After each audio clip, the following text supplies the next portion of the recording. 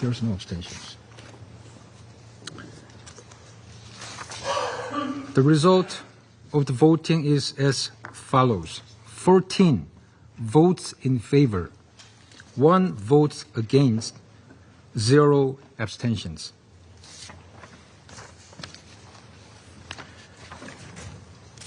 The draft resolution has not been adopted owing to the negative vote of a permanent member of the Council.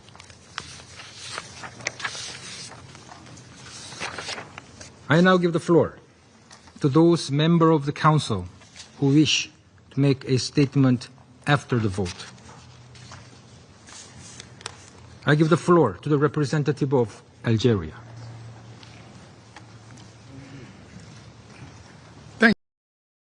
Thank you, Mr. President. Colleagues, U.S. opposition to this resolution will come as no surprise. It fails to condemn Hamas or recognize Israel's right to defend itself, and it wrongly legitimizes the false narratives benefiting Hamas, which have sadly found currency in this Council. Council members ignored when the United States made clear that this resolution was unacceptable. The Council instead adopted for performative action designed to draw a veto that extends Hamas terrorists and those who fund them and support them and gives them a lifeline. Let's recall that Hamas started this brutal conflict on October 7th, 2023, when it perpetrated the worst massacre and kidnapping of Jews since the Holocaust. To the approval of its supporters who took to the streets on October 8th to praise what Hamas had done, Hamas promises to repeat October 7th. Despite everything, Hamas has no regrets. The lives of Gaza's civilians in harm's way are mere tools in the project to destroy Israel. Hamas continues to hold 48 hostages. Those who remain alive are captive in a living hell. It has done so for 713 days. We have seen the chilling videos and images of how Hamas has starved the hostages. In this Council, we have heard heart-rending testimony from freed hostages, how Hamas brutalized and sexually assaulted them during their captivity. Hamas is responsible for starting and continuing this war. Israel has accepted proposed terms that would end the war, but Hamas continues to reject them. This war could end today if Hamas freed the hostages and laid down its arms. This resolution has other serious defects beyond just failing to condemn Hamas. First, the United States has stressed since this conflict began that Israel has the right to defend itself. This resolution seeks an immediate, unconditional, and permanent ceasefire that would leave Hamas in a position to carry out future October 7th attacks, as it has threatened to do so many times. This resolution draws a dangerous false equivalence between Israel and Hamas. There can be no equating the two, full stop. The hostages in this resolution are a mere afterthought. The United States will never accept this. President Trump will never accept this. He has made clear all 48 hostages must be released now. This resolution also refuses to acknowledge and seeks to return to a failed system that has allowed Hamas to enrich and strengthen itself at the expense of civilians in need. This resolution wrongly references the IPC report with its flawed methodology, changed standards, and clear bias. Gaza has humanitarian needs because of Hamas, and because the international community turned a blind eye to the true use of the billions in aid that it provided. Israel takes clear risks by working every single day with the United States and regional partners to deliver aid to civilians, as we witnessed today. As Ambassador Huckabee said, initial reports show a terrorist arrived at Albany Crossing, driving an aid truck intended for Gaza, and murdered 2 Israeli soldiers.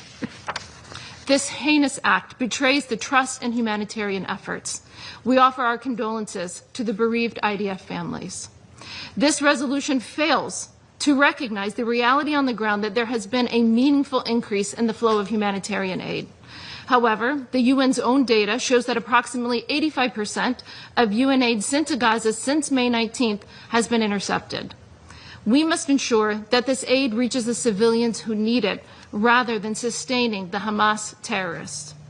The Gaza Humanitarian Foundation, the GHF, supports that goal, delivering over 167 million meals to date to those in need rather than to Hamas. GHF works well, and it is untainted by the extreme failure of other organizations at the UN. The UN and the Council members should support the GHF and other mechanisms, including airdrops by Jordan, the UAE, and international partners facilitating deliveries of food and other supplies into Gaza.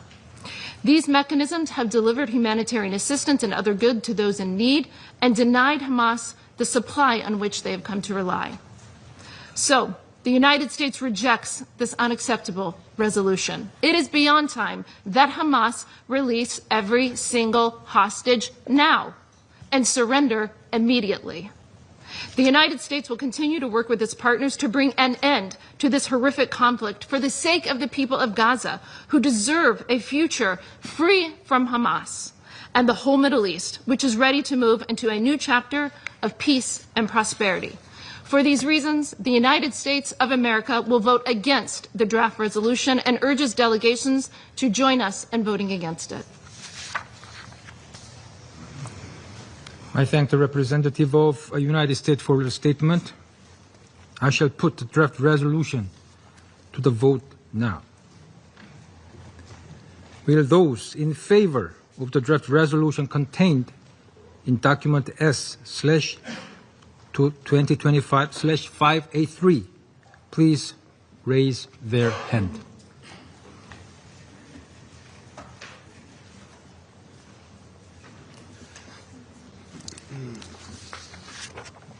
Those against?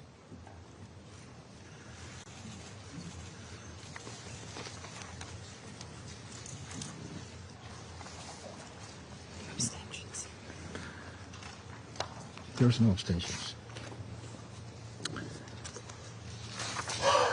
The result of the voting is as follows: 14 votes in favor, 1 vote against, 0 abstentions.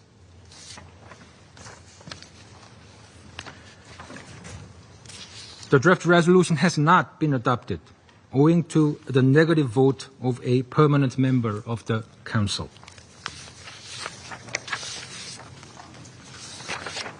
I now give the floor to those members of the Council who wish to make a statement after the vote.